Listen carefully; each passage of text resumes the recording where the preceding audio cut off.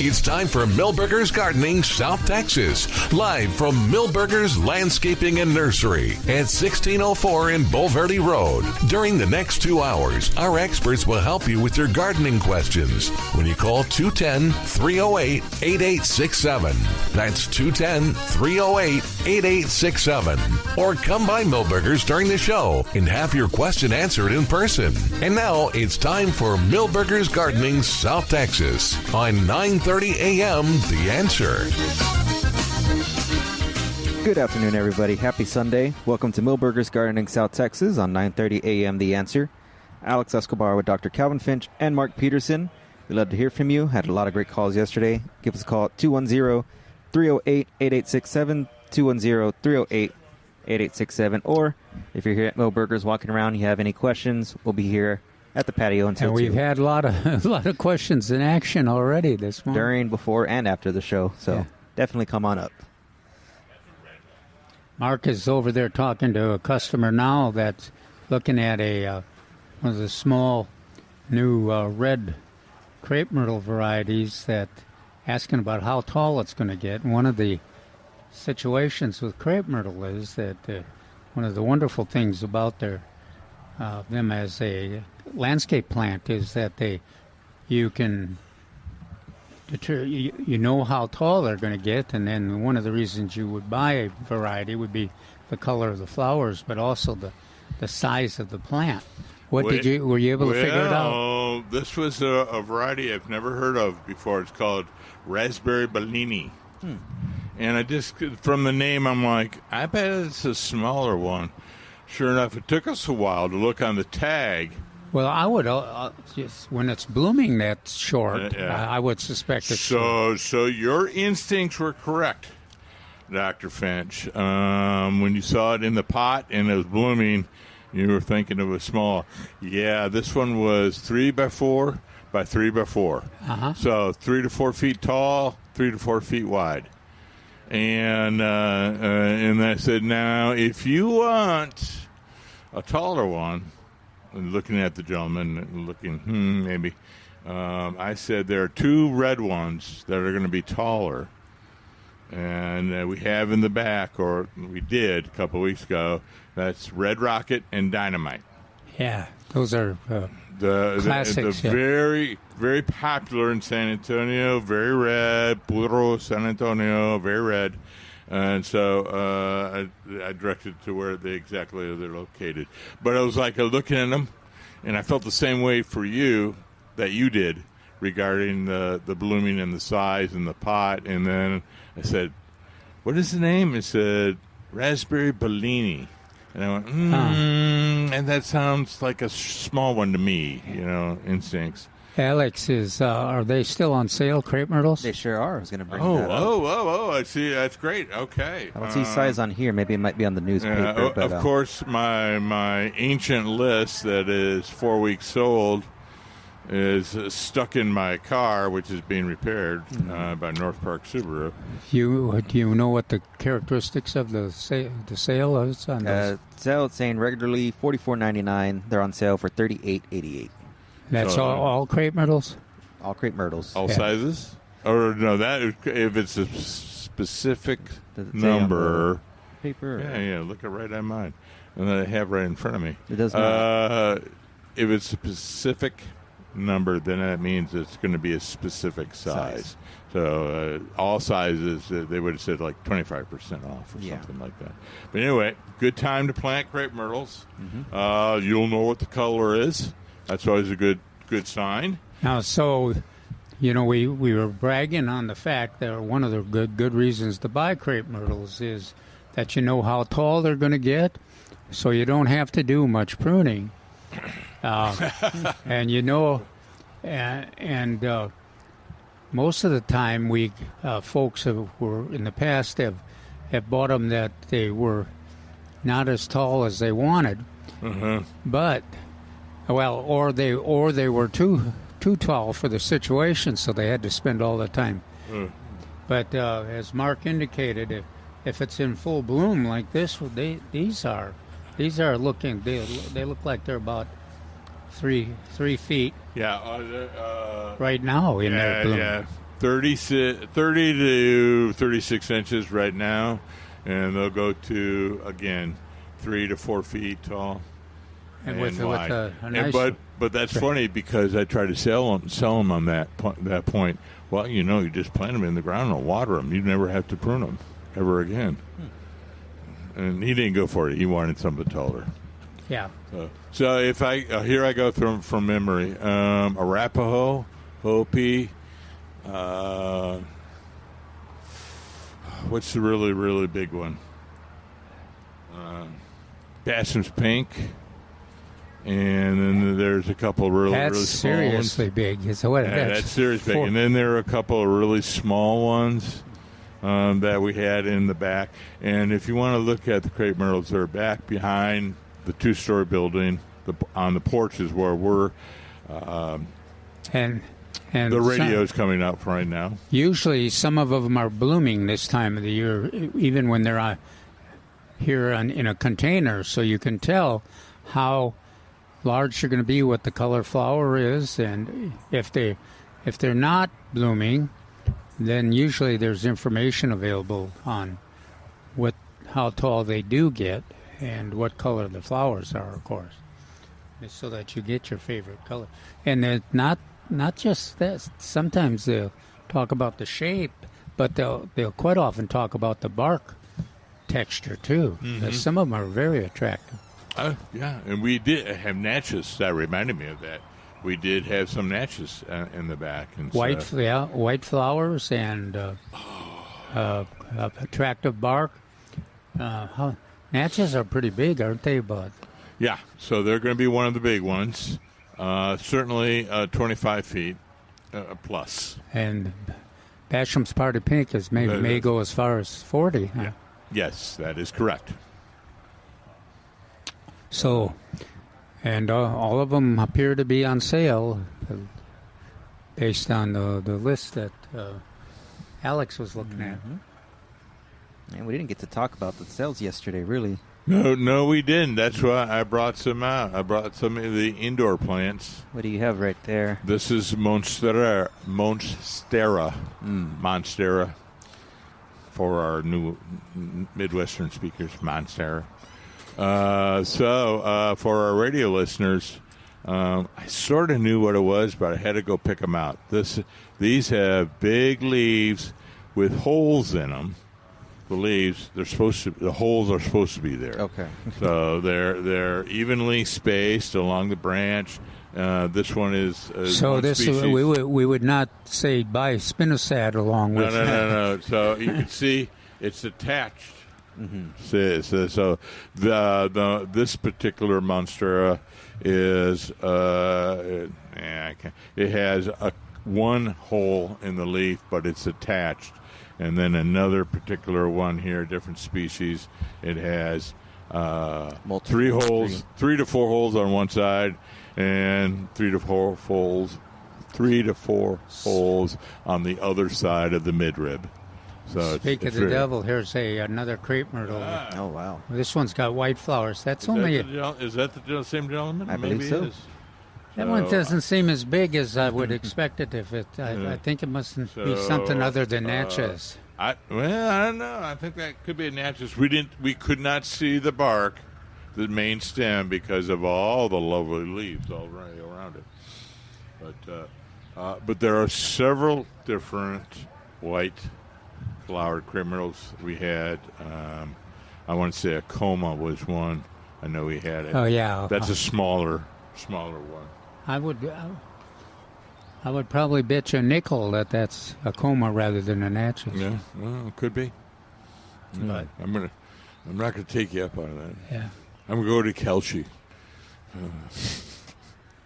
But that just indicates there's a lot of choices, and some of them are in bloom. But two we've seen this morning are certainly in bloom. Yes. We don't talk about indoor plants a whole lot. Interior plants, I'm sorry, is what we call it here on the advertisement. And talk about the Monstera, bromeliads, ferns. We talked a little bit about bromeliads. I could not find the other one in there. I know we had somewhere. Did you find any Phalaenopsis? Oh, we had 3 rows of beautiful Phalaenopsis. They're blooming. Yes. Wow. So they had both purple, white, and a pink. Are they on sale too? Yep. Yep, all interior plants. They're starting at $4.99. I want to say it's 15% off. Yeah. 15%. So off. 15%. So when it says $4.99, that is this size. So what do you call that? A pint. Pint, yeah. Yeah, a pint size. Well, or maybe in the old days we would have called it a quart. I don't know. Yeah. So they're very beautiful little ones. They have little cactus. I didn't ask, is everything in the interior greenhouse on sale, but it looks like it. So you have little bromeliads, little cacti, these little cute little ones that you can put in other pots, which I'm sure we have. I'm sure we have other pots. Yeah. But I was like going, I bet you I know what Monstera looks like, but I wanted to be sure.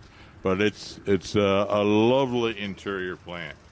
It would go really well with some other ferns or Dracaena or my other 2 favorite ones, Anthurium and Spatholatheum.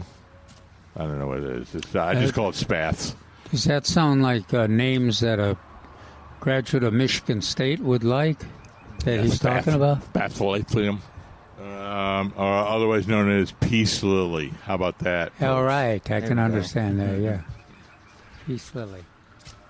Okay.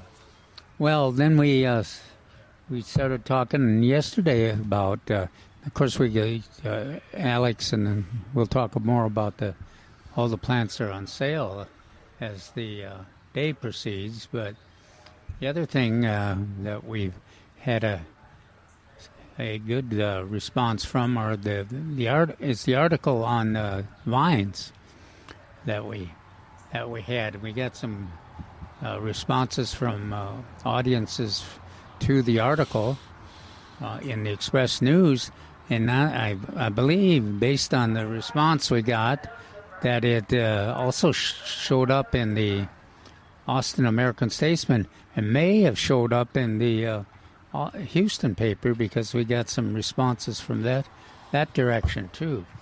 But we'll have to see. But a lot of interest in the vines.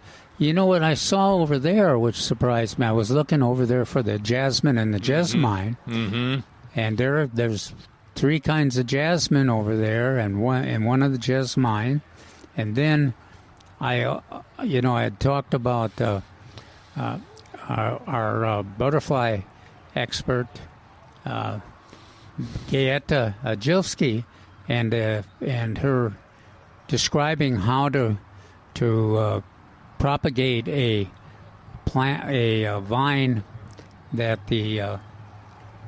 our pipevine swallowtails would lay their eggs on. The pipevine. And guess what's over there? Pipevine?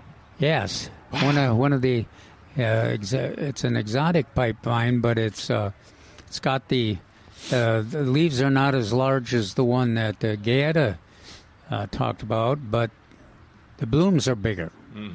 And so it's over there in a container. I didn't see if that was. It didn't look like it's on sale, but it was available if somebody wanted that. And the pipevine swallowtail is one of the butterflies that spends a lot of time in our landscapes, especially early in the spring. And so it has a tendency to, growth habit is like straight up with the big leaves and then strange looking flowers. So that may be something you want to explore too. On the I belong to several garden native plant societies throughout the state, and the North Central one that came up yesterday, I just had to respond to it. Similarly, a pipevine. Oh, really? So the questioner was going, how do I help my my devastated pipe vine that's been stripped all to pieces from the caterpillars. And, of course, being me, Mark, I wrote in water and stand back. Yeah, just give it a little. Well, that is one of characteristics of vines that I think is pretty common. Correct. That pipe vine. It's interesting here that the pipe vine has that characteristic, but we would expect that because the characteristic is it has these big kind of lush leaves, and it's goes almost straight up, a horizontal growth habit, and so you would expect our pipe vine caterpillars to eat a lot of it, and maybe other caterpillars. Well, I just think of black swallowtail with the dill and the fennel. So here's a really tall, maybe 30-inch tall dill, lots of feathery foliage, and it could be in one night. Well, it's stripped, and it's just a pole, just a single little stem in the ground. You've got another one that has that characteristic, Passiflora. Oh, yeah. They quite often will get foliage stripped. And it's an interesting question because a lot of gardeners say, oh, my Lord, I have this beautiful Passiflora vine over there, and it's blooms in the foliage, but the caterpillars have eaten all the foliage, and the blooms are still on it. And the answer is the same on that one, too. Just give it a few days, and the foliage will be back. Walk away, water, walk away. And they are very drought tolerant too. So it's not a landscape plant that usually takes a lot of special care in terms of watering. Very tough. So yeah, that's interesting. Then we had one of the gardeners that responded to the Vine article asked about what would be the best choice for hedging, and my choice, well, there was two choices. One was is there a cross vine? Mm-hmm. That one is a kind of a classic for hedging. But then they also modified that with saying, but we've got a lot of deer on the other side of the fence. So is there any choice that the deer will not eat? And there is. It's not as used as much for hedging as the pipe vine, it's the cross vine is, but our butterfly vine, the deer generally don't eat. And well, then, Mark, we even could go on our jessamine and jasmines. Yeah, if the caveat always is a sturdy structure. We go with either one of those because they're heavy. They're evergreen, beautiful hedging material, but they are kind of heavy, and they kind of add a lot of weight to the structure. So you want to make sure that that's a sturdy structure or arbor. And they're, as far as I can remember, their blooms have a wonderful fragrance too. Both of them, yeah. Yeah. So.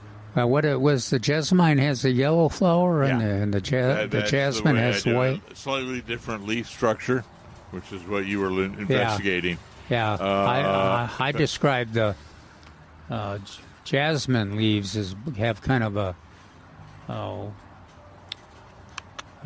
what's our evergreen? The holly you were saying. Yeah, the holly, kind of a holly. We were talking about it before the show started. Yeah, so lots of choice, and there's 3 different kind of jasmine here at Milberger's, and there's at least one jessamine too. Hi. So, lots of choices, lots of things to look at, and then of course that pipe vine is here too. Well, and did you see any passion vine back there? What kind? Passion vine. Did you see any passiflora? passerby? Actually, I know we think had I some. did. I didn't look for them. I was looking for some of the others, but I think there's at least one passiflora. Now, in the spring, there were a bunch. Yeah. So there are several natives and one non-native. The non-native is there because it's cardinalis. It's a bright cardinal Well, you take, red. Don't understate it. There's about 6 or 7 Yeah. exotics, and with different colored flowers. Yeah. And There's one that I know of really Yeah. red. Yeah. It's the red one. and there's the exotics have a even showier flower. But I like that. I like that native. Yeah. Because that's kind of a pink and complex flower, and it is a cold sensitive, so it freezes back to the ground every winter, so it doesn't take over your yard. It is aggressive grower once it gets in your yard, but it does retreat every winter. 210-308-8867. We're going to take a quick break. We'll be right back with Milberger's Gardening South Texas on 9:30 a.m. The Answer. Welcome back to Milberger's Gardening South Texas on 9:30 a.m. The Answer. Give us a call at 210-308-8867. 210-308-8867. We have a lot of Texas superstars that we have for sale this weekend at Milberger's. One that's been on the list for the past couple weeks is the Vincas in a 4-inch pot, regularly $179, on sale $8 for $12. Now they are I think at this point they're the best choice for containers in full sun. Mine just, as long you water them every few days and they just they don't fade. Even my favorite zinnias, they decline. If you get rain or anything, they show mildew and things like that. But the Vincas, just the blooms, so those special white blooms are just very bright out there in the container and don't get phased by the 100-degree heat. So, gosh, what a choice! And how much are they for? They're regularly $179, but they're on sale $8 for $12. Also, you can plant those in the flower beds that are out in the open area. Yeah, in the front or along the entrance sidewalk or between the sidewalk and the curb. They will do fabulous out there. And what else is a good reason to plant them out there? If you got deer in your neighborhood. Oh, yeah. Yeah. You live in those wonderful communities that have that wonderful deer. And if you don't, I've got some that I would provide for you here. Although, I guess I don't know that I want to catch them. We've talked about it before, but when plants are deer resistant, that doesn't mean they always keep deers away or deer will stay away. It takes time for them to get accustomed. We haven't used that line in a long time, but there was our caveat that we would always use in most neighborhoods. Yeah. Well, the thing about when I plant new plants, even things like iris that the deer don't eat or vincas, I always like to use liquid fence for one spray every 2 sprays in 2 weeks, because the deer have a tendency to get used to what's growing and they're curious, and I think they're a little independent and bossy, so they have a tendency, and even if they don't eat a lot of the plants like vinca, they don't eat them, or zinnias usually they don't eat them. They don't hesitate to pull them out sometimes when they're first planted. So the liquid fence kind of postpones that, and then they get used to it, and you're successful with the new planting. They're not the brightest animal, and they have a short-term memory loss. So they'll go, "Oh, I don't like the taste of that." Or- oh, let me try that again. I don't know. See, he thinks of them as being not too bright. I think of them as being just ornery and possessive of their landscapes. And I think my little West Highland Terriers probably agree with me. They have come to appreciate the deer and no longer challenge them. So, it makes for an interesting landscape for sure. But the vincas, if you're cautious and use liquid fence at the beginning, it's quite successful. Between the deer not bothering them and the drought tolerance, and then the ability to tolerate even this 100-degree heat, what a good choice. And then plus that, they're on sale. They are on sale. Also on sale are Esperanzas in a number 2 and a number 3, which values up to $24.99. They're on sale $16.88. So that's the number 2 and number 3s on sale. And that's another thing that's in full bloom. That's Gold Star, Esperanza. We know that because they're blooming right now. And very lovely blooms. So that is the Gold Star Esperanza. That's a selection, and that is a superstar. And it's another one that is a nesting site or an egg-laying site for a particular species of butterflies that is common here. I'm trying to think of what let's see, I don't know. The Brazilian skippers are in the cannas. I think the gray hair is at the Gray streak? one of the gray streaks. Yeah. That lays their eggs on the. Of course, we could ask to see if they have any more of the central, or you could just go into your satchel there and find it, and then we could find out for sure. What we're talking about is Milberger's had a lovely laminated fold-up butterflies of Central Texas. 60 different butterflies with their photos, their caterpillars, and their host plants. Yeah. He's looking for it. Looking also on the back. It's on the front and back. And this is a wonderful laminated, what would you call that, Alex? It's a laminated fold-up. Pamphlet?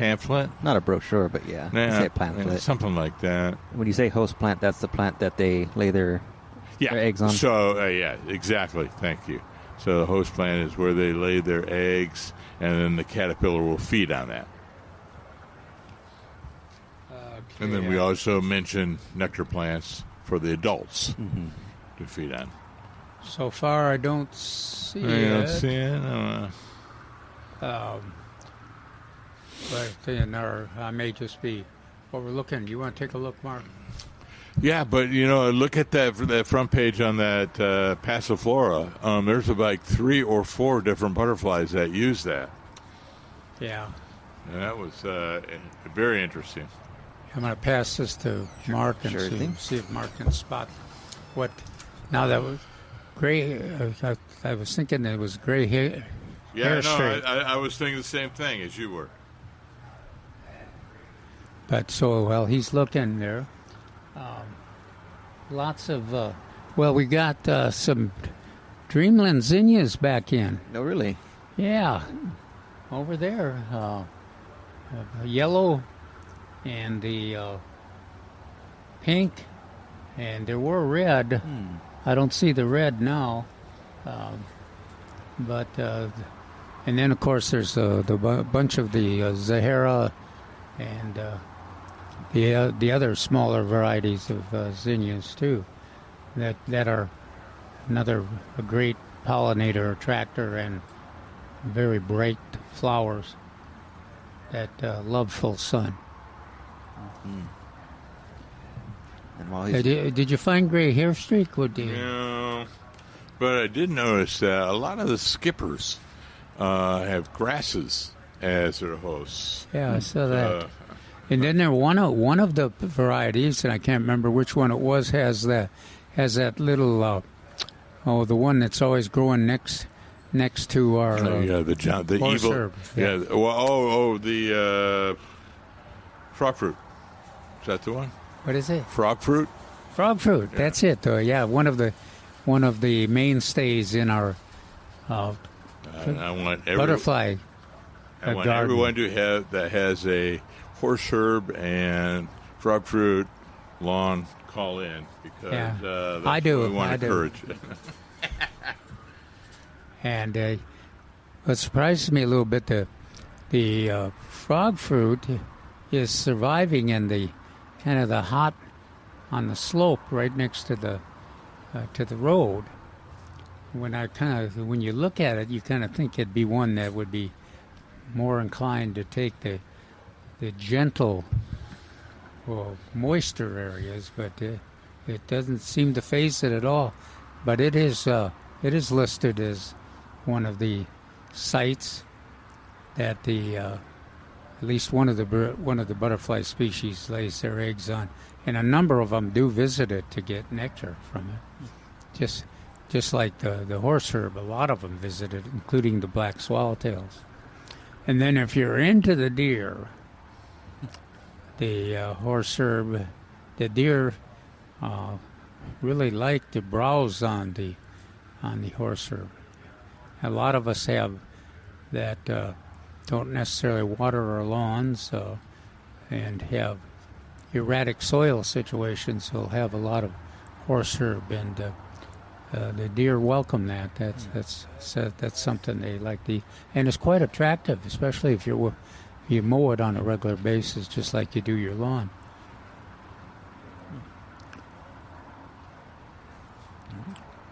Oh, we might have to take that away from Mark. We may never hear from him. It's so interesting.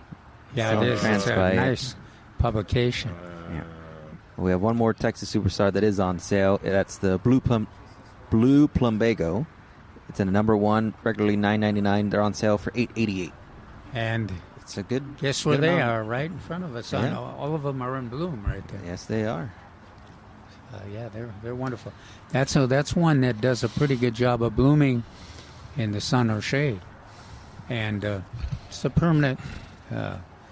May freeze back if we have some cold winter, but usually it's comes back in the spring. So that's a great choice for a sale item. And what else is they're not on sale, Mark? But we still got our new varieties of tomato. Oh, yes. I did buy my BHN 968 yesterday. And I got another Ruby Crush, and I got my Tycoon and my Celebrity. So on my receipt, it was interesting. So it said, yes, BHN. And then it listed all the other tomatoes. And I was like laughing and going, wow, interesting marketing. So you give the person the receipt and say, well, this is the one you bought, and here's all the other ones you could have bought. So, yes, we have a lot of tomatoes. It is tomato planting time. Get your tomatoes while they last, because they will go fast. And we commented on how they're relatively small in a 4-inch container, but boy, they grow fast. Yeah. They respond. And I put the first ones I bought a couple weeks ago. I put them in 1 gallon and number 1 containers, and they're very large already. They're up there 12 inches, 14 inches tall, and all of them are ready to be put in the garden, or they can be put in containers, or they can be just potted up a little bit like I did on the first ones, and then put in the containers when it's convenient for you. Maybe you don't necessarily want to go out there and work in the 100-degree heat. You want to wait a couple weeks, because a lot of gardeners like Mark talks about the traditional time to plant the fall tomatoes is 10 days from now, or at least a week from now. Yeah, that's traditional. But that was like long time ago. We've trying to kind of change that tradition a little bit. We've moved it forward. Well, and then last spring we were moaning and groaning about our tomatoes and what a terrible time we were having and keeping them alive. The next thing we knew, we were overwhelmed with fruit. Like, oh no, the weather has changed again. Yeah, plus if you get the recommended varieties, the semi-determinate and the determinate, and the tycoons and the red snappers and celebrities, Ruby Crush and BHN 968, and even Sweet 100s, and they are perfectly capable of surviving in our conditions. And as long as you can fertilize them and water them, they will produce. Now you don't short them on fertilizer. These modern tomato varieties are machines in terms of they translate strong fertilizers into lots of fruit. So if you prepare the soil with like we recommend 10 cups of 1959 per 100 square feet, and even better if you can add 2 inches of compost, you're going to get a lot of production out of that, and of course in full sun. So you want to go ahead and do that. Don't short them on the fertilization. Mm-hmm. Not if you want maximum fruit production. Mm-hmm. So speaking on that, you want to hold up real quick, or you want to just? We'll come back to that. We'll come back to it. Because I want to talk about another sales item on that very note.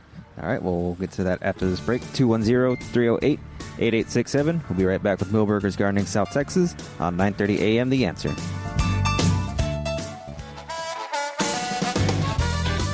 Welcome back to Milberger's Gardening South Texas on 9:30 a.m. The Answer. Give us a call at 210-308-8867, 210-308-8867.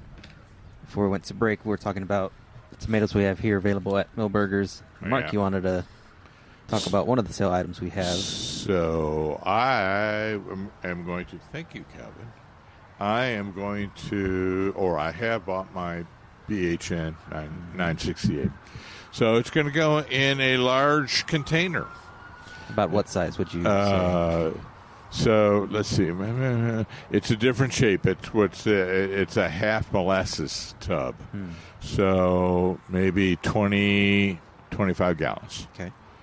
So a large one. And then I have a very small tomato to go in it. So I have my cage at the ready.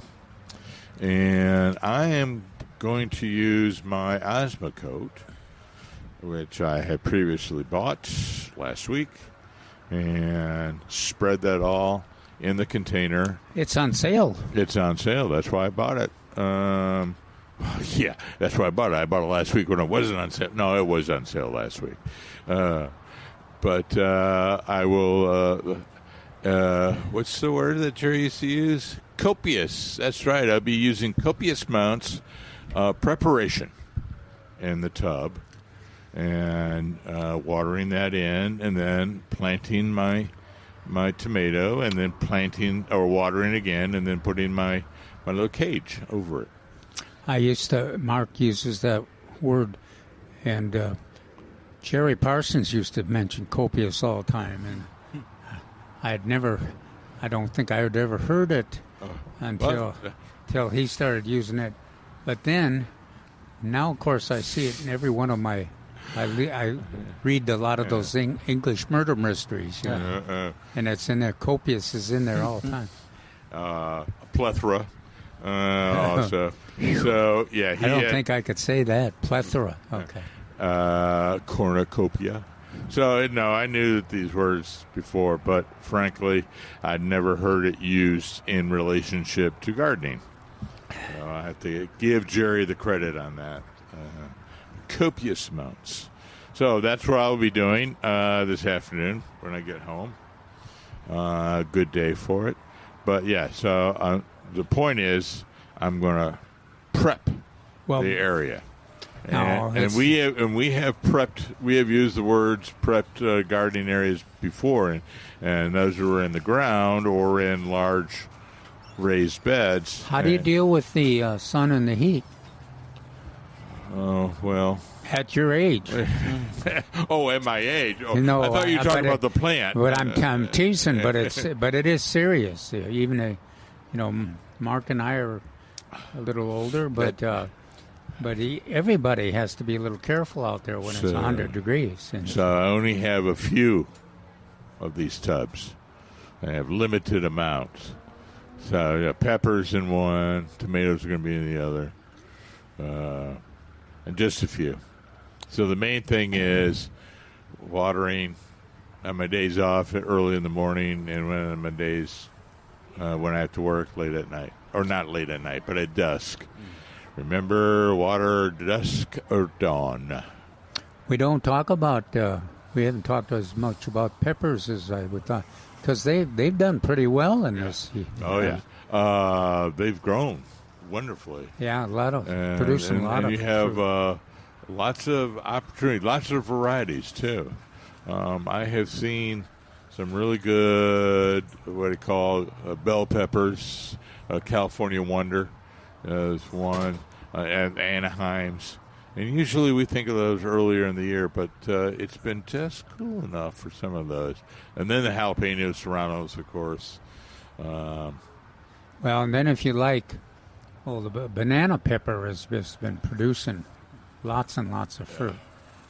So you've done well if you've got growing peppers this year, and they do especially well in containers.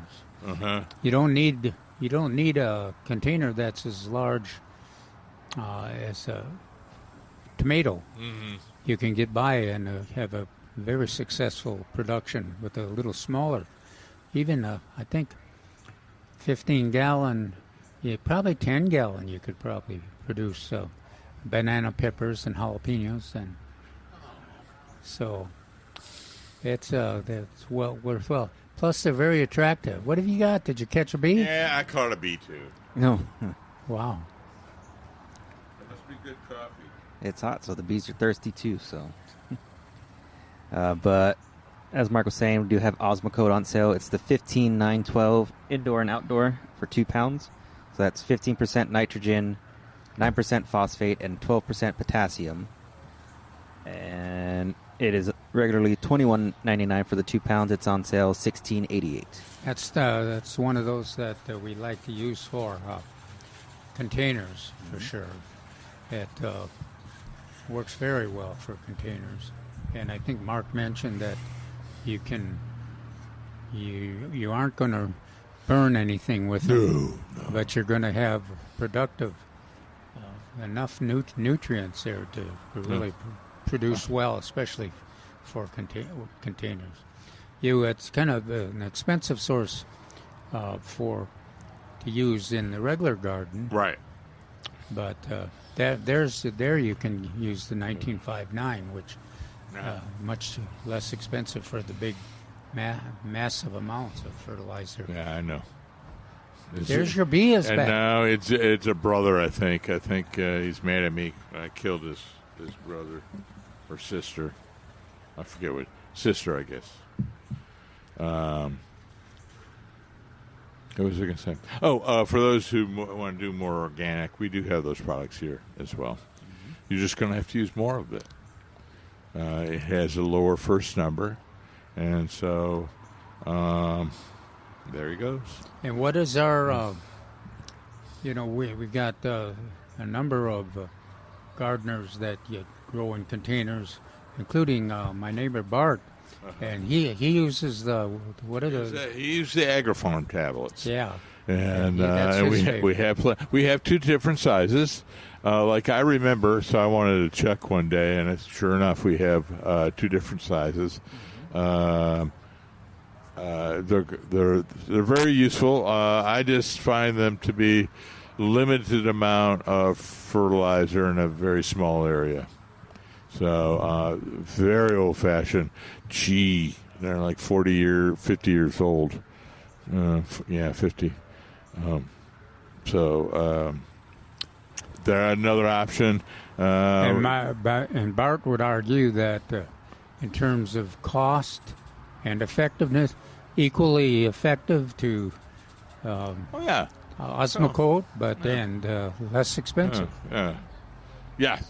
So, I can see that. I think I will get a little bit more micronutrients with my Osmocote, but my Osmocote Plus. You got lots of choices on Osmocote. Yeah, the main point of this whole conversation, we have lots of choices over here. You can use whatever style. Are you done? Yeah, I guess he's done. Choices of fertilizer. Main point, if you're going to plant your fall vegetables, please prep with fertilizer and organic matter. Speaking of That's prepping, all I have to say about that. It's not, I don't think it's time yet, but I know we talked about it when spring was coming around. Pre-emergence, that's not time yet for the lawn. Well, or it's getting close. Well, we have a discussion on that. Okay. And So actually, I would say wait, but Calvin says, I mentioned it in the article. And or what to do in the week, right? One of those two. Yeah. So I'm like going, I think I would wait till the end of August. Yeah. Or first week of September. And that's traditionally what we've done is I'm more of a traditionalist. apply it by September 1st. And what we're interested in by doing that, we apply Dimension or Barricade, or used to be Amaze. I can't remember what the Amaze or XL. Boy, that's going way back. And it works well to prevent both the grassy weeds and the broadleaf weeds. Mm-hmm. But we've seen in past few years that the winter weeds have been kind of taken over the lawns, and they're okay as long as you keep them mowed. But it's better if you can eliminate them with a pre-emergent, and especially now with when we got relatively we got the potential to have more moisture in the soil, so pre-emergent is a good. We hope. Yeah. We hope there will be fall rains. Yes. All we need to do is get enough rain to bring the Edwards Aquifer level up 8 more feet. And tell us again, Mark, where we want those rains. I'm just looking at the clock, and so is Alex, till 1 o'clock. Oh, good news, ladies and gentlemen. Come Tuesday, Saws, or in the city, actually, it's the city of San Antonio. We say Saws, but we have to send the request to the city council and the mayor. But come Tuesday, moving from stage 3 to stage 2. What does that mean? Just about nothing. The days stay the same. The hours stay the same. The major changes for those who use a lot of water, there will no longer be a surcharge or fee on the excess amount over 20,000 gallons per month. So that'll be, and even the better news is that the aquifer level is filling up, and we've gained 12 or 14 feet. Yeah, it's still going up. Well, no, it's kind of hanging where, right. Staying where it is. Yeah. All right. Well, we'll talk about that a little more in a little bit. We're going to be right back with Milberger's Gardening South Texas on 9:30 a.m. The Answer. We're back with Milberger's Gardening South Texas, live from Milberger's Landscaping and Nursery at 1604 in Bulverde Road. Come out to visit or call us at 210-308-8867. That's 210-308-8867. And now back to Milberger's Gardening South Texas on 930 AM The Answer. Welcome back to Milberger's Gardening South Texas on 9:30 a.m. The Answer. We have a guest here. They're having some poinsettia weeds, from what I'm understanding. I was getting my coffee, so Yes. I didn't hear the questions. I don't think Calvin has his things on, but we'll. Well, you can. It's a pet question. Oh yes, that the dog's having some reactions to the weeds growing. To what? The dog's having a reaction reaction to the weeds that are. To the weeds? I want to say, or not too sure. I took those out, but once I Trying to. because I started. All right, we're trying to figure it all out. Yes. But now the green poinsettia and the pollen was Green poinsettia. yeah. The It's green. Like, I don't know. I took a picture of it. It looks just like a poinsettia, but it's green and it has like a white powder coming out from the little center of it. Pigweed. Let's Yeah. see. Could be. Calvin, Recommending is that you do a pre-emergent. trying to get Calvin's. Apply to the soil a herbicide. We're trying to get one of the hosts to speak into the microphone. Weeds to germinate. And so one of them is dimension or barricade. One of those. Well, it's staying on topic, Mark. Yes. Yeah, he was. We were talking about the pre-emergence and the dimension So to try and. if I had my choices, I would love to use a dimension is 90% for the grass and 10% for the broadleaves. A product called Crew, which we still have, although it's in a larger container, I think. Yes. But it stores very well. Or you can buy it with your friends. That is 50% grass and 50% a broadleaf. It is the closest thing we have to XL or Amaze for those who remember it. So we still have Crew, but it is in a large bag and can be used for 2 or 3 households. Oh wow. So get a hold of that with your friends and neighbors. So Calvin and I were talking and discussing this a couple of weeks ago, on and off the mic, and Calvin was thinking we'd do it shortly. I was thinking maybe the end of the end of August on it. Because I usually want to wait for the rains to come or thereabout, but I have been known to be late. The rains have already occurred. I'm going, I should have put it. put it down. Yeah.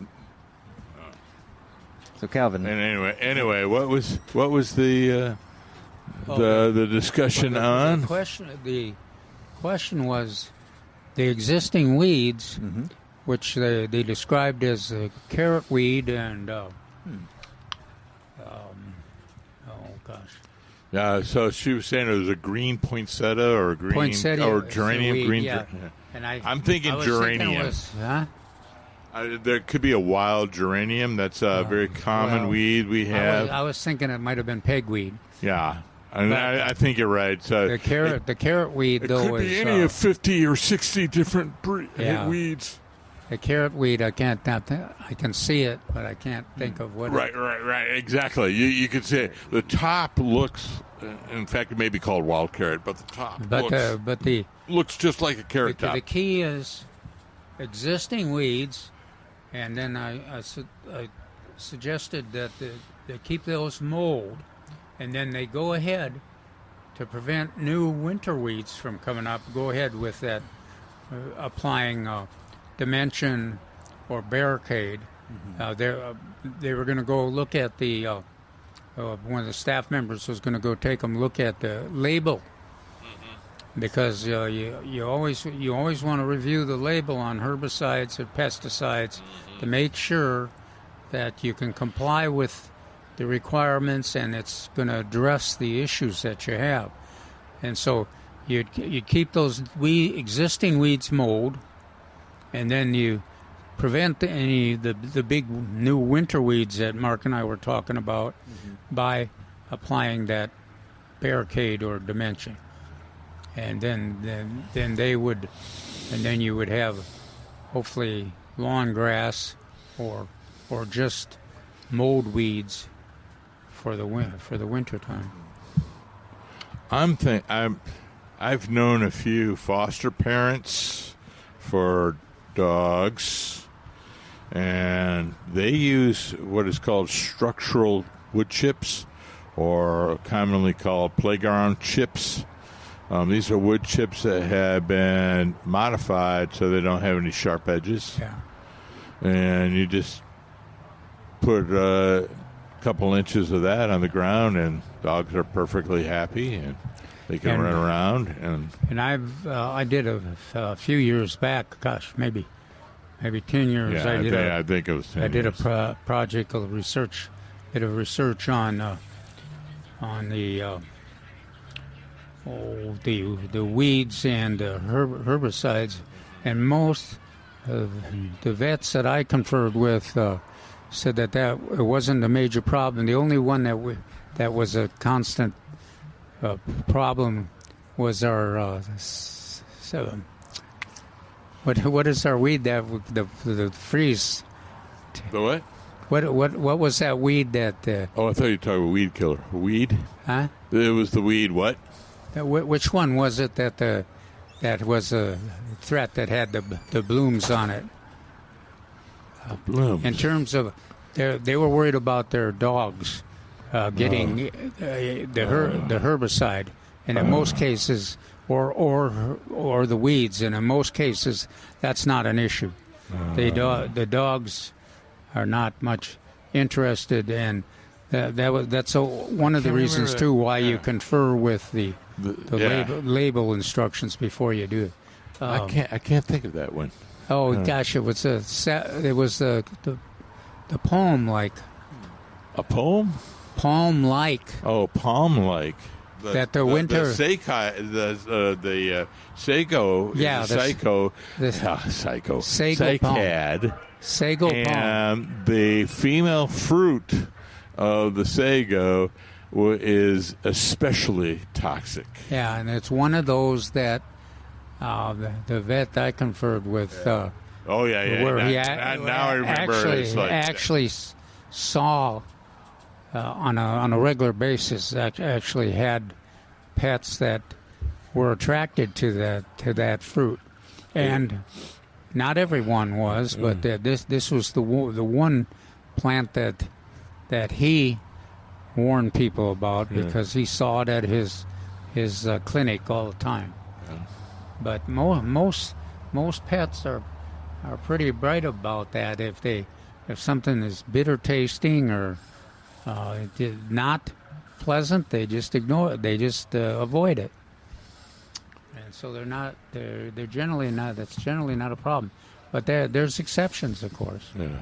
So I firmly believe that most of our pets are smarter than their owners. Isn't your Westie smarter than you? Huh? Isn't your Westie smarter than you? Oh gosh, yeah. I've never seen my. Now, the one thing, my Westies, when they get an upset stomach, they like the hackberry leaves. Oh, really? Yeah. And I've seen other dogs too that it'll chew those up, and then the next you'll see is a pile of throw up with usually on my carpet with the green leaves and the yellow slime throw up. Yeah, it's so much fun having pets. Yeah, but had a gardener. I think it was yesterday. We're talking about an issue, and he seemed kind of impatient with it. We were talking about a gardening issue, and then I finally found out why he was kind of impatient. He said mostly he liked our show because I talked about the Westies, and he had Westies too, and so Oh, that's right. they were his entertained him just like mine did. Anyway, call. Yes, call us at 210-308-8867. And any questions you may have about those tomatoes, planting tomatoes or peppers, Mark? What do we? Yeah, we had tell lots you of what kind different of peppers we peppers. got. And if you got some okra seed or some Oscar okra from us earlier in the year, you should be still getting harvest from that. Yeah, and if you're looking for, we haven't talked a lot about the. Let's see, on the color, annual color, we will probably have till Thanksgiving. So let's see, this is the 1st of August, September, October. So we still have four months. And we talked a lot about the vinca, and they'll be in bloom through that whole period. Right, yeah. Zinnias, Yeah. three different kinds of zinnias, lots of different colors. Yeah. And then the pentas, the pentas. for the shade. A lot of colors, very nice. I like those white ones. And then for foliage plants, we've got coleus, a lot of kind of the red, and then the what are the begonias over well, there. of course, the begonias. That will keep a long time. What is that? The taller foliage plant, The taller ones? right over there behind the begonias. The caladiums. Caladiums, yeah, that's what I was trying to look at. Yeah, so lots of choices. But so point of that is a long time. So get your annuals when they come on sale here because they could last a while. I know that's which swallowtail is that? Tiger or giant? And there to remind us that giant swallowtail came through to remind us, and it was a topic we were going to talk about. You mentioned it, Alex, yesterday. What if you think of giant swallowtail? What do you think of in terms of plants? Citrus. What's on sale? Citrus trees. That's right. All citruses, they're starting at $59.99. They're 10% off. I can't hear you. Does that mean? Oh, maybe it was me. No. Can you it hear helps me? when I turn that on, right? Oh. Yeah, Possibly. it does. Well, let's see. It turned it off for a day into the questions. But yes, all citrus starting at $59.99. They're all 10% off. 10%. All citruses. And like I said last week, I had looked at, and then we had both kinds of Rio grapefruit, and we had some Bloom Sweet. And so Bloom Sweet is my favorite, but most people do like that Rio Red. Well, both of it, both the Bloom Sweet and the Rio Reds are a little, shall we say, less grapefruity. Their taste is a little modified, so it's not our grandmother's nor our grapefruit taste. So, but they're very delicious. I love grapefruit. Yeah, but beware if you take a lot of prescription drugs. Yeah, blood thinners especially. What is it? Blood thinners especially. Is that Yeah, so I love it. Yeah, no.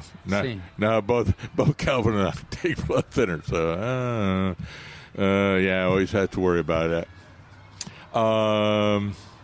And they're very, and then we also it's a Satsuma, which is probably my favorite citrus. A lot of people like the Improved Myers Lemon, which is a great one, and the Mexican limes. I'm sorry, limes, both Mexican and Persian. And if you got Mexican limes, you probably can start picking them now. Yeah. And you use them as you need them for your mixed drinks or your limeade or in recipes. But it just amazes me how much production you get from a lime in a container, half whiskey barrel container. Just, Which is important because they are sensitive to freezes. So you need to either move them or have the ability to provide some warmth or shelter during those freeze events. Yeah, some kind of tent structure with a heat source. I like to use those mechanics lights, and then they've got the long cords, so you can plug them in on an extension cord if you've got more than one plant. And of course you don't want to use the LED lights because you want the lights. heat. Yes. You want the heat source. The incandescent, or the, how do you say it? Yeah. Incandescent light bulbs. No LED. No LED. Incandescent, old-fashioned incandescent. In the old days, we used to use Christmas lights. Yeah. The real lights. Christmas lights. So if you can find them in stores and or garage sales, snap them up because they are really good for heat.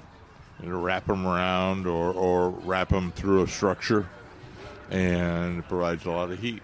But don't leave them in there too long, especially when the sun comes out and the temperature warms up. So the unique thing about San Antonio, particularly in freezes, within 48 hours or even 24 hours, we have to then prepare for opening up the structures because it's too hot.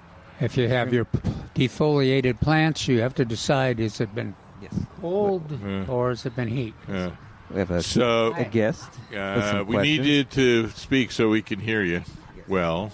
I have this rosemary that have like a spider net around and is dying. I really don't know what is it. What? That's a rosemary. It's a rosemary, yes. Yeah, you want to guess what it is? Yeah, it's kind of dying all the plant around. So big pieces in the middle of the. It's like a yeah. So it's like coming, boom, boom, boom, boom, boom, dying through. You want to know? Could it be 14 inches of rain in a week? Could be. The first reaction, if you heard that, would be spider mites, but I'm not sure it's spider mites. There's it could be. However, since the rosemary is native to North Africa, we would assume that it was all that rain in a short period of time. It's possible. Yes. So is it in a bed or is it in a container? No, it's in the soil. Okay. There's a good chance that it will die back and then it will sprout right back up. Is it an upright or is it a prostrate? It's going low. Okay. Low. It go up and side. It does both? Yes. Okay. What we found out in the big freeze. There, you have to talk into this. Talk into that. What we found in the big freeze was that the prostrate one, the one growing out, didn't do as well as the one growing up. Okay. So we encourage everybody to grow up as well. So I would not worry about the spider mites. Generally, generally the most aromatic plants are the least affected by the spider mites. Okay. So Mexican oregano and rosemary, I don't worry about. Yeah. Okay. But all you do is prune it out. I will do that. And make sure that it gets a little aerification. So you may take a fork. Yes. And aerify it a little bit. How much should I cut the rosemary? No. Just cut out the dead. Oh, just a piece. Yeah. Cut out the dead. You might even want to take and spray some of that web out of there. Yeah. Okay. And then follow up on. Okay. So it's just because it's an aromatic leaf, and you won't. They don't seem to affect it as much Yeah, Okay. you don't want to overwater it, but So I wouldn't worry about watering right now. Yeah. So just prune, air fry with a little fork or spade, and be done with it. Okay. I have a problem with. I have 4 problems. It's Four okay. problems? All right. It's okay. Okay. Use the microphone when you can. I have a plant, a lemon mayor, Okay. and So an approved Myers limit. yeah, and I planted in a pot, Okay. and in this kind of soil that I bought, but the soil is getting white, like this, Yeah. and I don't know what happened with the soil, and I do planted some more seed in different pots, and I'm scared I can damage the plant. So it's mostly on the compost and the mulch, the shredded mulch on top of the soil, organic matter. Okay, that is normal. It's normal. Yeah. So is nothing happen with the plant? No. Oh, okay. But That's what it looks like initially. What do you think, Alvin? Yeah, it looks. It looks like a little decay fungus on the top. Also looks like it might have gotten soggy and then no, dried I out. just put in the pot from the bag bag. into the pot and start making that white thing in between. So was it when it was in the box or the container? Was this consistent? No. Yeah, that I've seen that when you like when I've used a container and with the organic material in it and then dumped it out, and that this kind of a structure is formed. Yes, like a balls. Yeah, so you can. The easiest thing to do is just mix it into your garden soil, or you can mix it like 1/3 of. If you got big containers, you could mix it like. My problem is I have one of the plant in a long one, so it's a lot. It's big, very tall, and I start doing that in that tree too. Yeah, it'd be great. See, like I've been playing with it here, and they break up, and so. But it was initially on a clump, and you're just playing with it, and that's why I think when you break it up, it's a little easier. Oh yeah. But I need to remove all the thing from the pot. But it's deep. Oh yeah. My heart does not want to get there. So I think what Calvin was saying initially, it was dried and then clumped up, and then. Yeah, you can. If you're not going to break it up, then you toss it someplace else in a compost pile or in a mix in your garden. So I need to remove that there. But see, like now. When they dry. This would be perfectly fine for the plants. Yeah. See, it's broken. They broke it up, and there may be there still may be some fungus in there, but the fungus affect the plant. No. Okay. No. It's only on the woody material. Okay. Or the organic material. Okay. Hey, I want to ask you one other question regarding the rosemary. Is it in full sun? Yes. Okay. Just checking. Yeah. Just making sure. And where I have the plant, my lemon tree is getting crinkle, the leaves. On the approved Meyer lemon, it's getting what on the leaves? I have here some leaf. I don't know where I dropped the other one. The drop. Is it getting crinkled or? Okay. No, this is. You see it's getting bubbly on the leaf. Yes. Like that. So, do you think it's getting a disease or an insect on it? What do you think, Calvin? And you've seen this before, where the citrus leaf get bubbly. You see this consistent. And start with the little ones. The issue is that you got the citrus in a limited reserve, and it's subject to heat and moisture. Yeah. All right, we're going to help this lady. You just keep We're going to help this lady off the air, but we're going to take a quick break. We'll be right back with Milberger's Gardening South Texas on 9:30 a.m. The Answer.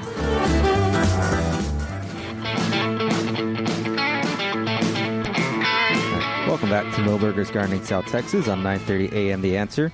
Love to hear from you. Give us a call at 210-308-8867, 210-308-8867. I'm going to give a short synopsis. Okay. Yes, we had to give a shout out to lovely couple, lovely guests came out. A lot of questions for us here on the patio. Can you hear me? Yeah, I'm going to do it right now. All right. So Calvin's finishing up with them right now. The lovely gardener yes. and her lovely husband. So she had multiple questions and the first one was in regards to rosemary. A lot of mortality within the upright rosemary, and we're seeing that a lot. It's occurring frequently across the city, or I have been seeing it.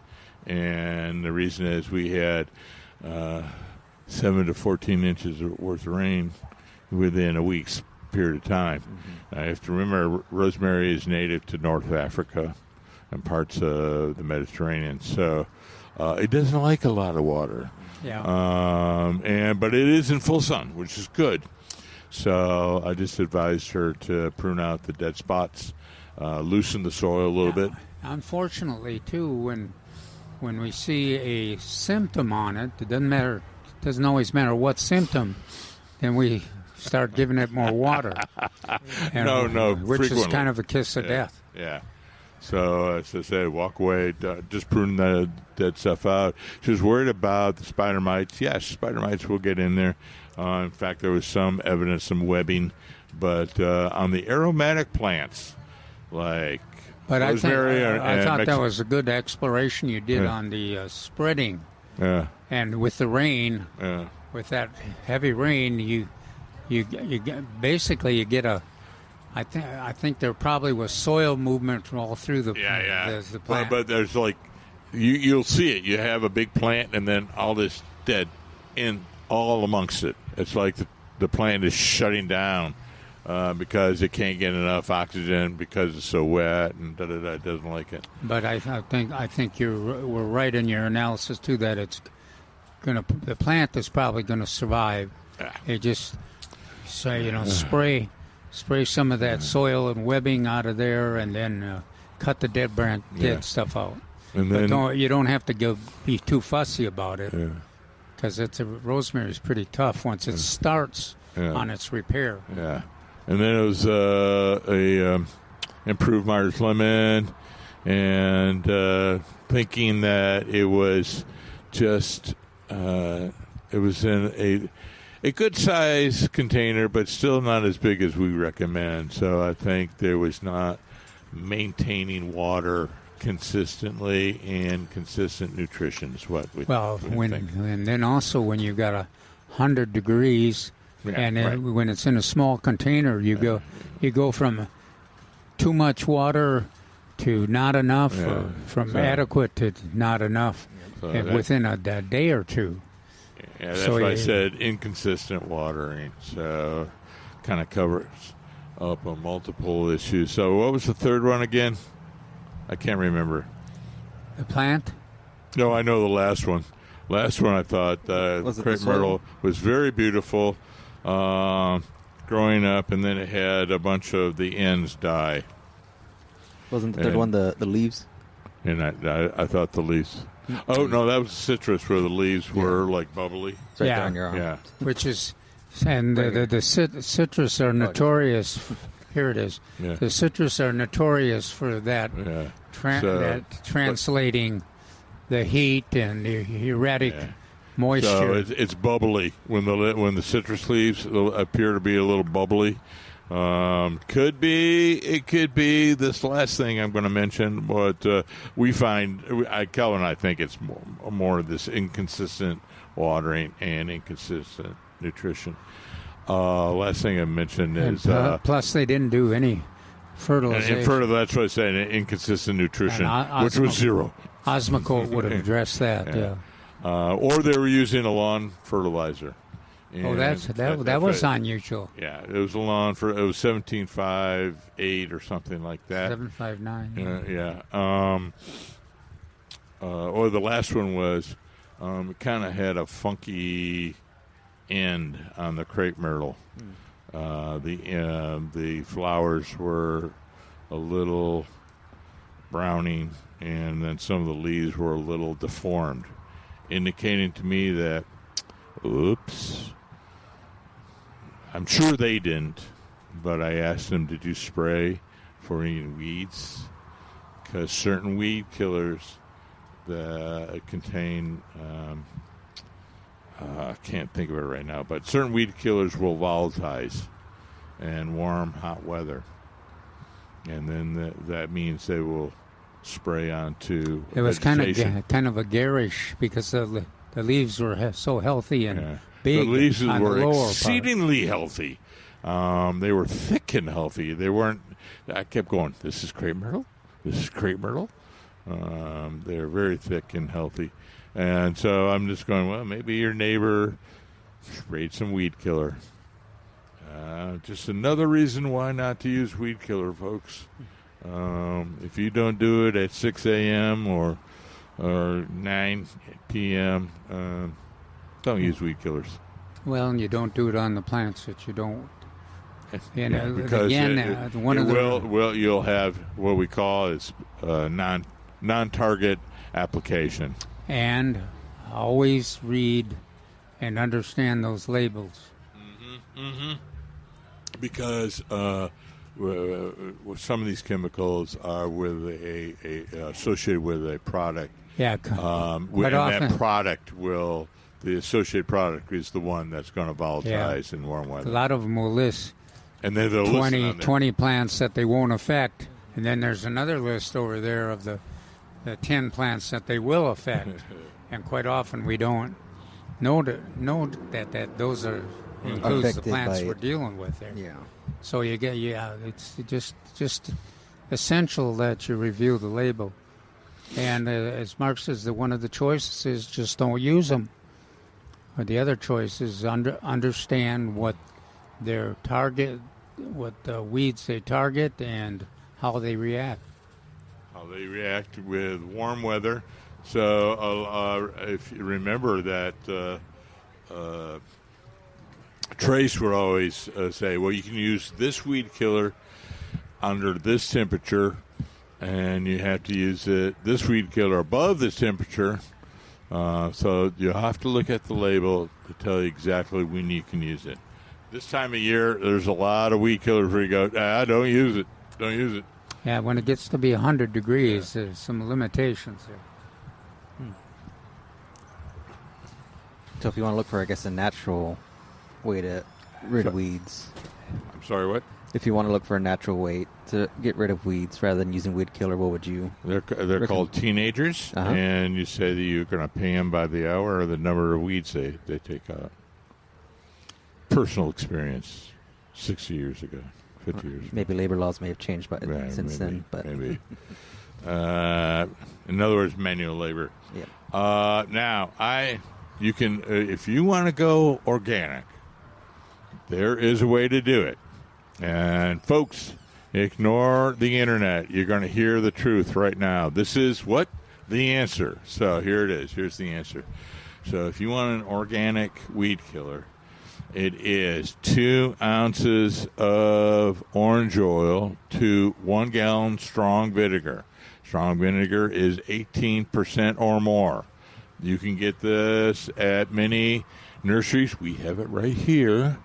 And then some dish soap. And you can spray that, preferably early in the morning, on your target species. And you may have to come back and spray it a little bit of that afternoon, and then again a week later, and you'll kill your weed. Do you just kill the top, or do you kill? Well, there you go. That's why you have to do it a couple times, or no, twice. Now I am not opposed to glyphosate if it's true glyphosate. But I'd say always use judiciously, and it's specific weeds targets. So, but if you want to use the organic, it's not just vinegar. You see this all the time. Oh, just spray vinegar. No. It's vinegar and orange oil and some dish soap. Okay. Well, there you go. That's the answer. I'm not ranting anymore. Nope. There you go. I'm just All right. sleeping. Now, is this written up anyplace, Mark? Why, yes. Thank you for asking. It is on gardenstylesa.com, the SAW's website for all things gardening, gardenstylesa.com. All right. And you can find that under maintenance or under planting design or pest problems. You can find out there, and you can talk to us. Or articles. You can talk to us at 210-308-8867. We're going to take one last break for today. We'll be right back with Milberger's Gardening South Texas on 9:30 a.m. The Answer.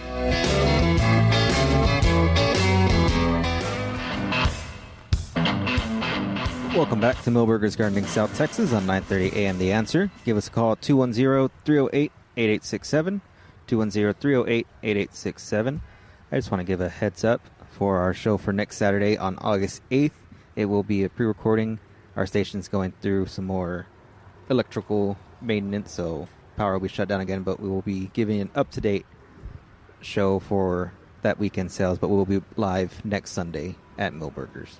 There will be a show, but it'll be pre-recorded, and we'll pre-record it on Wednesday. Yes. So it won't be too remote from the actual time. No, we'll have updated info on the sales, and then however the weather and things going on around town are. Now we mentioned the article, the article. If you're interested in the vines, which a lot of gardeners were from all through Central Texas, in fact, that's available, I think, in the Sunday edition of the San Antonio Express News. Also, I believe in the Austin American Statesman, and maybe in the Houston paper, because we've gotten some response. But you can get that at the Valero's and at the corner stores, usually on the Express News. Sunday edition usually has the San Antonio Life articles, and it's the front page of the San Antonio Life section of the newspaper. So if you're looking for it, in addition to the article on the write-up on the vines, there's a gardening tasks for the week is on every column too. So that's available, and probably the sales items are on that. Maybe not. That's on the back of the back page of the front page. Mm-hmm. So that may be in that edition too. But at least the gardening articles are there. Neil Sperry's article will be there too. So you get access to that article.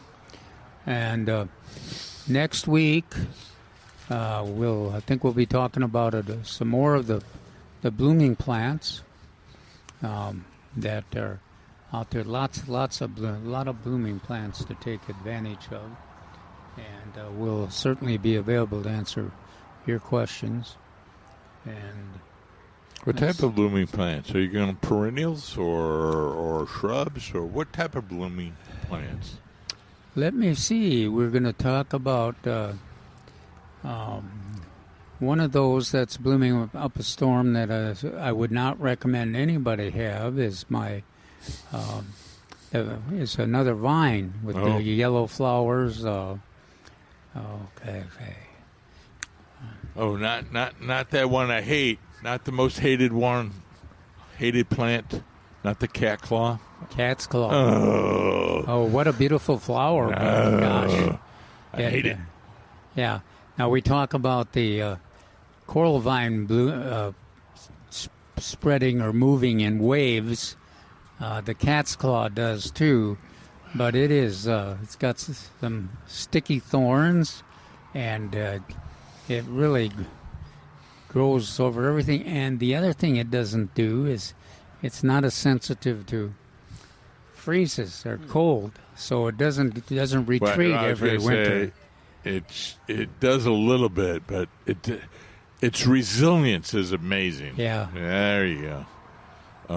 And it will cover a tree and kill it.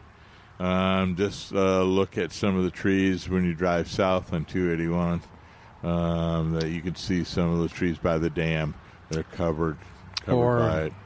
Or over there in Dream Hill Estates and I hate it. Medical Center area. Out there, and they bloom up on the top of the trees. You can see them 2 blocks away. Yeah. But on telephone poles, you can see them occasionally. Yeah, the blooms. And the other thing we'll talk about are some of the blue flowers blooming, including our favorite dwarf Ruellia here, dwarf Mexican petunia, and the full-size Mexican petunia. They're blooming up a storm, and the reason I asked whether the perennials or shrubs. So I often turn on to southbound 281 right by the airport, and I see this wonderful yellow blooming shrub or small tree. You want to guess what it is? It's one of your favorite. I almost said it. Thuralis? Yeah. Yeah, no, we talked about Thuralis a couple of weeks ago. Yeah, a couple of weeks ago and talking about small shrubs. Yeah, we didn't talk. But it's blooming up a storm right now. And let's see. I was trying to think of what other topics. Well, the violet Ruellia too is another one that's the same genus as the Mexican petunia, and that is blooming all over. And also our one that we've talked about in the past, coccinea. Salvia coccinea, which is a shade, bright, shade tolerant. Yeah, blooming. Part of every mix, wildflower mix around, and blooms in the shade. And another one of those all-star pollinator plants. The hummingbirds love them, and so do the bees. And they do very well in your landscape. Let's see. There's some others, but I can't think of what they are right now. But we'll have a lot to talk about, and we'll certainly talk some more about tomatoes. But don't forget, part of what we'll probably say next Sunday is. Most of the varieties that we mentioned are limited or been sold. Oh, yeah. Well, Peter will probably order some more, but hey, don't wait. Get your tomatoes now. Well, get them now because we're getting. It's time to plant them if you're going to beat the cold weather in terms of production. So consider, and then. Alex will have a long list, I suspect, of plants on sale at that point. And also don't forget, if you've got some plants that you're interested in, that you're waiting for them to show up at the nursery, call in and get your name the plant you want to be notified about, and give them your phone number, and then they'll call you when it shows up. Now, that doesn't obligate you to buy them, but it does reserve them for them if you do want to buy. So we're slick, and a lot of gardeners are using that service. So if you want to try it, give it a try. Some of them, Mark, do you remember what some of the varieties of plants that that gardeners have been calling? Oh, I know, the milkweeds. Yeah. So yeah, we've had tropical milkweed in the past. I don't know if we have. We do have tropical. Oh, okay. And we've got some of the porterweed now, the purple porterweed, but we hopefully we'll be getting the dwarf red porterweed in. That's an excellent nectar plant. Of course, my mist flower. We're going to get some more mist flower. But those are the type of things that are examples of calling ahead. Will get you on a list.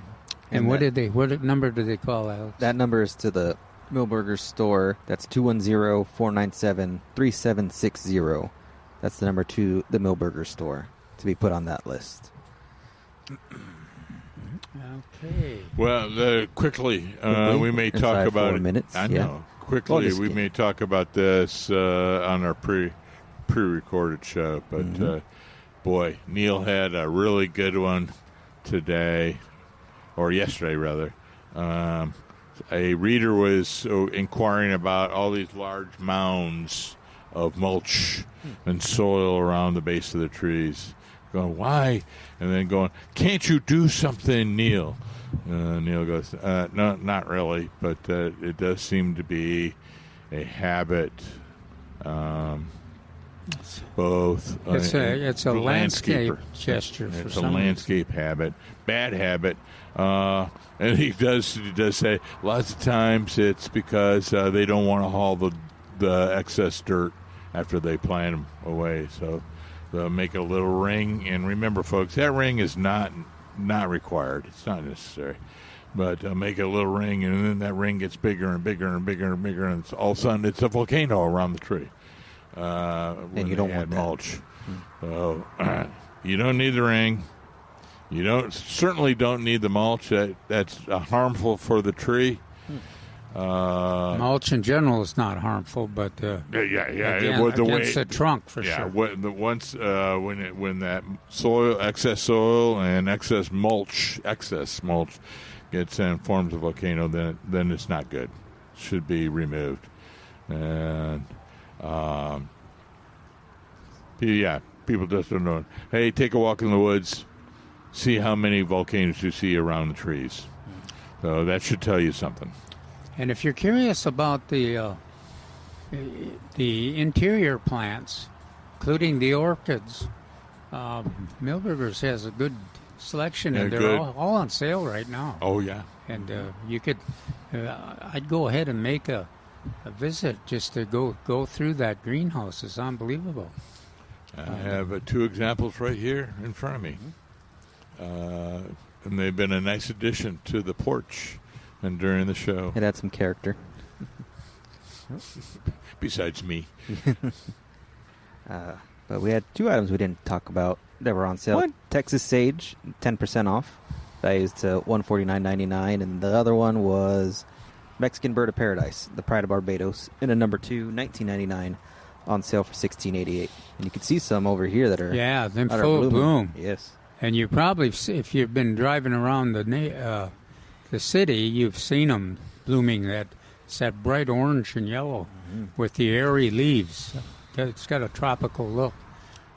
Gosh, and it's another one of those that the pollinators love, and very, very attractive and a prominent part of our landscapes. Along with the Esperanza. There you go. And plant we occasionally talk about firebush. So I think many folks should have that in their landscape. Esperanza. And firebush pride of Barbados and firebush. Firebush is a good one to be on the list. Oh, yeah. On that phone list, because that would be an example. We expect that we'll get some shipments of it soon, because it has a tendency to bloom a little later. Another one that Duranta, we've had some Duranta here. It's got the, but we'll expect we'll be getting some more Duranta for fall bloom. That's another good summer bloomer, and that blooms into the fall. Yeah, produces a berry that the birds eat in the wintertime. Now you got me. You said the Texas sage, yes, or cenizo, a.k.a. cenizo. We have several different varieties here. We sure do. All right. Well, thank you for listening today. Just a reminder, it will be a pre-recording this coming Saturday, but on Sunday we'll be back live here at Milberger's Gardening, South Texas, on 9:30 a.m. The Answer.